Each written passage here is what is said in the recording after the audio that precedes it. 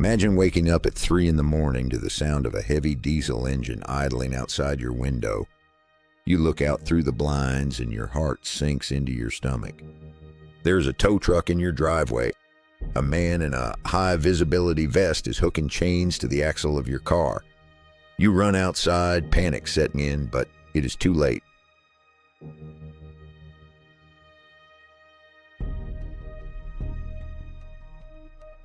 It is not a thief taking your car. It is the bank. Welcome to the Repo Man apocalypse of 2026. If you think the housing market is broken, you need to look in the driveways of the American middle class, because a financial disaster of historic proportions is playing out right now, and the mainstream media is barely whispering about it. As of today, American auto loan debt has mutated into a terrifying $1.65 trillion bubble. It has surpassed student loan debt. It is crushing working families. Average monthly car payments have skyrocketed to an agonizing $800 a month. For many, that is a second mortgage, and the system is starting to crack. Subprime auto loan delinquencies, meaning people who are more than 60 days late on their payments, have hit a 32-year high. We are seeing numbers that rival, and in some metrics exceed, the devastation of the Great Recession. Repossessions are surging past 3 million vehicles annually. Millions of Americans are having their cars dragged away in the dead of night. How did we get here? How did the simple act of buying a reliable vehicle turn into a financial death sentence for the middle class? To understand this, we have to look back at the perfect storm that was created by the Federal Reserve, greedy dealerships, and a desperate consumer base. During the pandemic and the years immediately following, the supply chain broke down. Microchip shortages meant that new cars were not rolling off the assembly lines. Dealership lots were empty. At the exact same time, the Federal Reserve slashed interest rates to zero, and the government flooded the economy with stimulus money.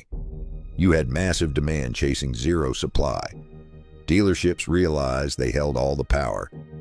They stopped negotiating and started adding what they called market adjustment fees. People were paying $5,000, $10,000, even $15,000 over the manufacturer's suggested retail price just to get the keys to a basic commuter car. But a regular working family does not have an extra $10,000 in cash lying around to cover a dealer markup. So the bank stepped in with a toxic solution, the extended loan. To keep the monthly payment looking affordable on paper, lenders stretched the terms of the loans. The standard 4-year car loan vanished. It was replaced by the 72-month loan, the 84-month loan, and in some terrifying cases, the 96-month loan. That is 8 years of payments for a depreciating asset.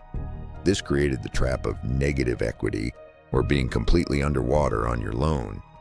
When you buy a car, it loses 10 to 20% of its value the second you drive it off the lot. But if you paid $10,000 over sticker price and you rolled your taxes and fees into a loan stretched over 7 years, your loan balance barely drops for the first 3 years. Fast forward to 26. The used car market is corrected. Those inflated prices have come crashing down. Now you have a middle-class worker who owes $40,000 on a Toyota that the market says is only worth $22,000. They cannot sell the car because they would have to write a check for $18,000 to the bank just to get rid of it.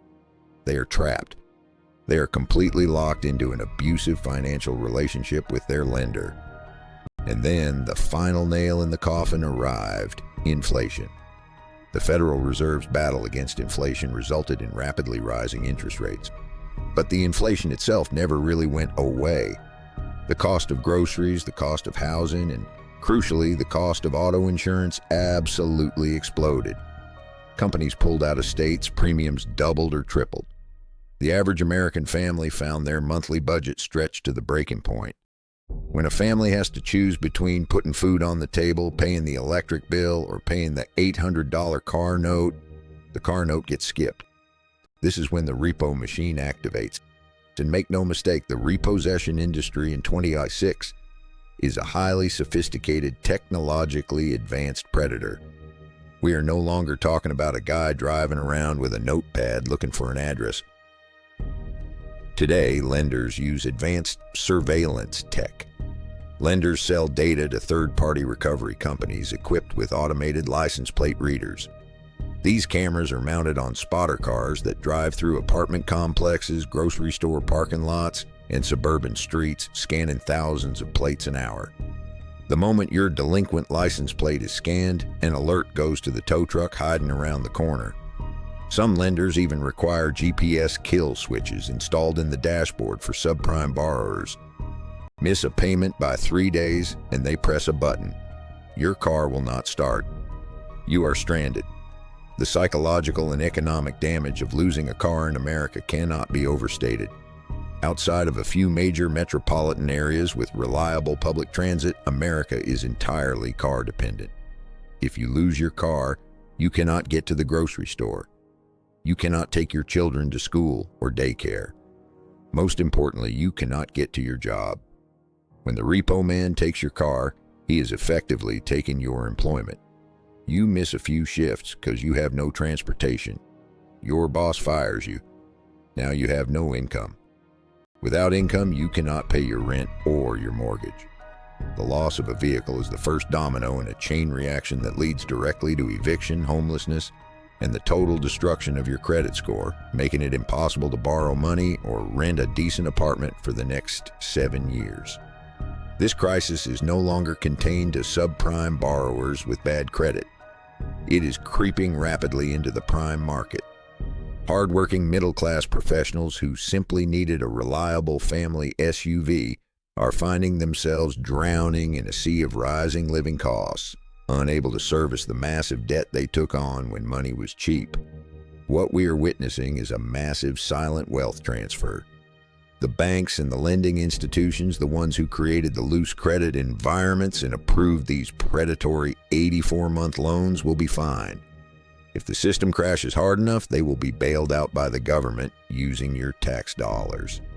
The dealerships made record-breaking historic profits during the markup era, and their executives took home massive bonuses. But the average American worker gets no bailout. They get a tow truck in the middle of the night. So what do? How do you escape this trap or ensure you never fall into it? The rules of personal finance have to change drastically to survive the 2026 economy. First, if you are currently underwater on a terrible car loan but you can still make the payments, you need an aggressive debt destruction plan. You must stop all discretionary spending immediately. Every extra dollar you can find from a side hustle, selling items around the house, or cutting subscriptions must go toward the principal balance of that car loan. You have to aggressively attack the negative equity until you owe less than the car is worth. Second, if you have decent credit but a terrible interest rate from a dealer or arranged loan, you must explore refinancing. Go to a local credit union.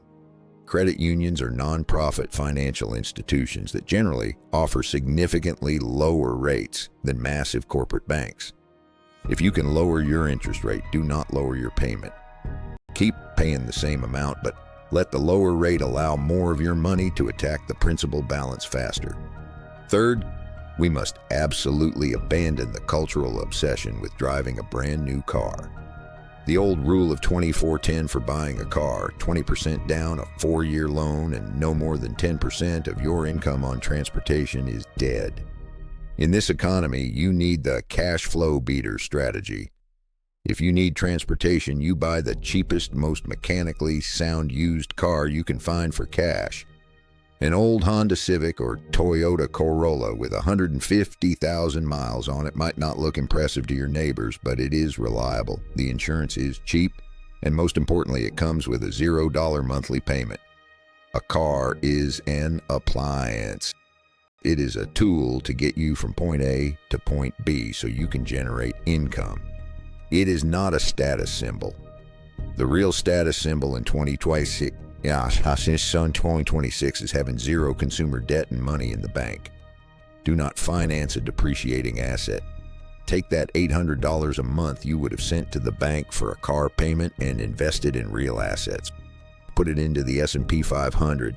buy dividend-paying stocks, or use it to build an emergency fund that protects your family from the chaos of this economy. The elites in the banking system are relying on your desire for instant gratification. They want you to sign the paperwork. They want you trapped in the cycle of payments because your debt is their asset. Every month you pay interest, you are transferring your hard-earned wealth directly to Wall Street. It is time to break the cycle. Stop playing their game. Drive the old car. Aggressively pay down your existing debts and build a financial fortress that no repo man, no bank, and no inflation spike can ever take away from you. If this video opened your eyes to the reality of the auto debt crisis, leave a like and let me know your thoughts in the comments. Are you seeing more repossessions in your neighborhood, or are you currently fighting your way out of a bad car loan? I read and reply to every single comment. If you want more raw, unfiltered financial truths to help you navigate this broken economy, subscribe to the channel and turn on all notifications. Stay sharp, stay out of debt, and I'll see you in the very next video.